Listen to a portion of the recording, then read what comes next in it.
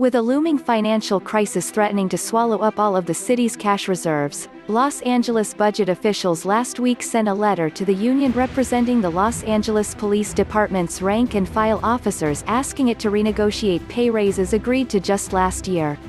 The union's response? "We have no interest in meeting over what has already been agreed upon," wrote Craig Lally, the president of the Los Angeles Police Protective League, in his November 13 letter. The back-and-forth responses continued a pitched battle between city officials and the union that has played out amid the coronavirus pandemic and numerous protests against police this year. Union leaders were already stung when, after nationwide uprisings over violent police tactics in the wake of the killing of George Floyd in Minneapolis, city elected officials cut $150 million from the LAPD's budget.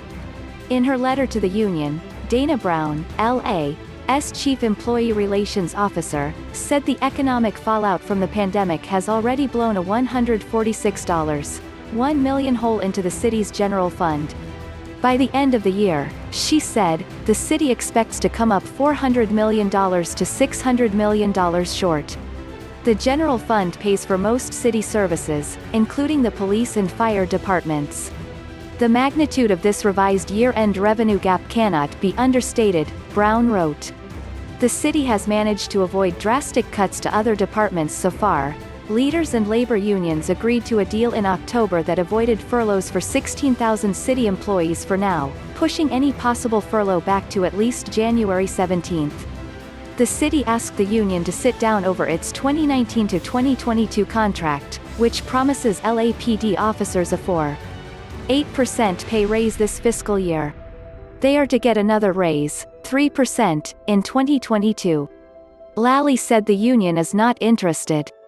In his letter he criticizes Mayor Eric Garcetti and Councilman Mike Bonin, noting that Bonin specifically has said the city should rule out making any cuts to its fire department. Our officers were ordered to work at least 12-hour shifts for weeks in a row, Lally wrote.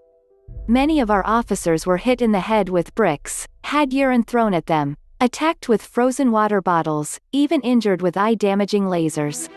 Lally also blamed an increase in violence this year in the city to the cuts to LAPD's budget.